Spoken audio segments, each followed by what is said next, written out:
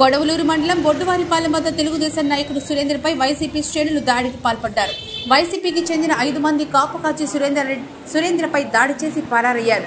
Road పక్కన సురేంద్ర స్పృహ తప్పి పడిపోవడంతో విషయం తెలుసుకున్న తెలుగుదేశం పార్టీ నాయకులు సురేంద్రకు చికిత్స నిమిత్తం నెల్లూరు పెద్దాసుపత్రికి తరలించారు.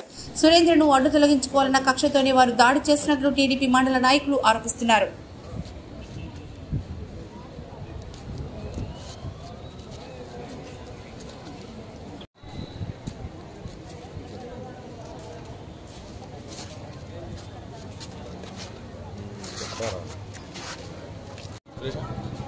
అక్కడ ఫోటోలు అవి తమిళ రోడ్లు అన్నీ ఉన్నాయి. ఎవరు ఫోటోలు పెట్టాను నగలు అసలు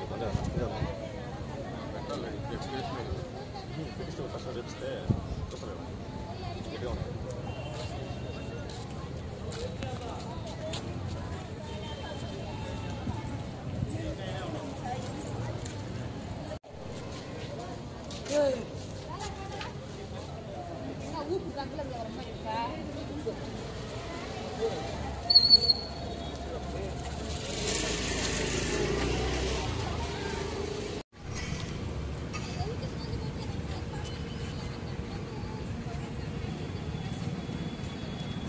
తీవ్రంగా గాయపరిచారండి.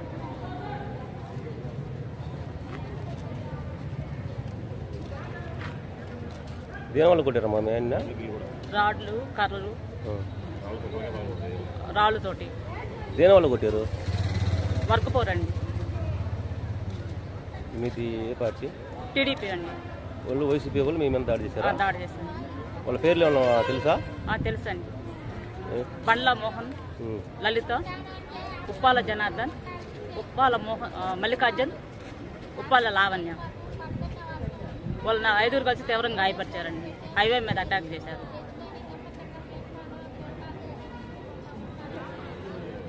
మీరు ఏమైనా చెప్పగలరా? ఎంఆర్ఓ ఆఫీస్ దాని మీద వెళ్ళేసి వస్తుంటే సమస్య మీద రేపు ఉదయం కొలతలట్టే హైవే మీద దారి కాసుకొని కూర్చోండి అటాక్ చేశారండి. వాళ్ళని మీరు గుర్తుపడతారా? ఖచ్చితంగా గుర్తుపడతాను. పేర్లు కొట్టద్దని చెప్పినా కానీ కొడుతున్నారు. ఉప్పాల జనార్దన్, బండ్ల మోహన్, వాళ్ళ మిస్సెస్ కలిసి అటాక్ చేయడంలో కొంచెం నేను పడిపోయానండి. తర్వాత కాళ్ళతో చాలతో కొట్టారండి. దేంతో దాడి చేశారు?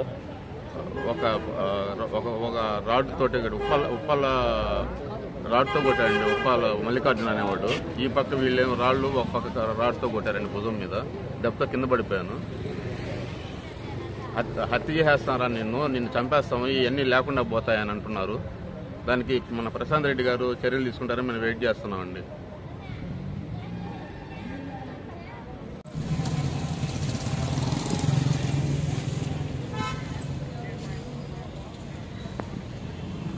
గౌతమ్ నగర్ పంచాయతీ గమ్మళ్లపాలెంకి చెందినటువంటి తెలుగుదేశం పార్టీ కార్యకర్త అయినటువంటి బండ్ల సురేంద్రపై ఈరోజు వైఎస్ఆర్ కాంగ్రెస్ పార్టీ కార్యకర్తలు మరియు నాయకులైనటువంటి 5 మంది దారి కాచి అతనిని అడ్డు తొలగించుకోవాలని చెప్పి ఏకైక ఉద్దేశంతో ఈరోజు మారణాయుధాలతో అతని మీద హత్యా ప్రయత్నం చేయడం, త్రుటిలో ప్రాణాపాయం తప్పించుకొని ఈరోజు హాస్పిటల్లో చేరడం జరిగింది.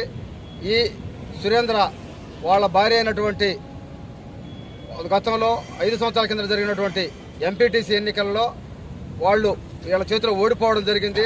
అప్పటి నుంచి కూడా కక్ష పెంచుకుంటూ వీళ్ళని ఏదో ఒక విధంగా ఇబ్బంది పెట్టాలని చెప్పి తర్వాత వచ్చినట్టు 5 సంవత్సరాల వాళ్ళ ప్రభుత్వంలో ఎన్నో రకాలుగా వీళ్ళ మీద కేసులు పెట్టడం చేయడం జరిగింది.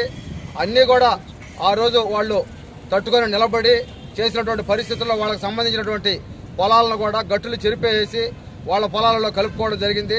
ఎన్నోసార్లు ఆ రోజు పోలీస్ స్టేషన్లో కంప్లైంట్ ఇచ్చినా కానీ వాళ్ళ ప్రభుత్వంలో అడ్డుకొని మళ్ళీ తిరిగి వీళ్ళ మీద కేసులు పెడుతూ చదువుకునేటటువంటి సురేంద్ర కుమారుల పైన కూడా కేసులు పెట్టి ఎన్నో రకాలుగా ఇబ్బందులు పెట్టున్నారు.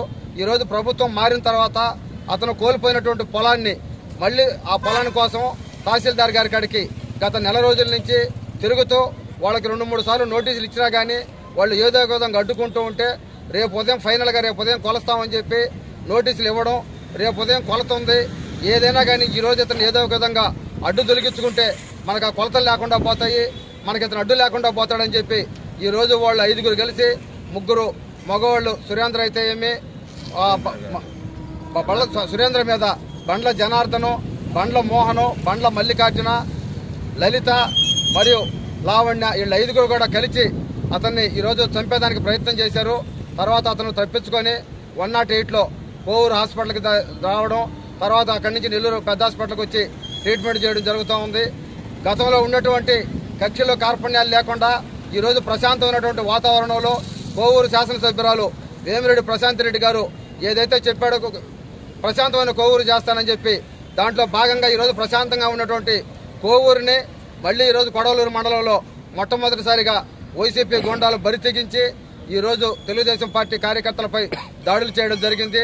పోలీసు వారు కూడా దీని మీద దర్యాప్తు జరిపి రాబోయేటటువంటి రోజుల్లో ఎటువంటి ఇబ్బందులు లేకుండా ఈరోజు కూడా ఆ కుటుంబానికి న్యాయం చేసి వాళ్ళ పోలీసు పరంగా జరిగే చట్టపరమైన చర్యలు ఏవైతే ఉన్నాయో అవి వాళ్ళ మీద తీసుకోవాలని చెప్పి ఈరోజు కొడవలూరు మండలం తరఫున కోరుకుంటున్నాం.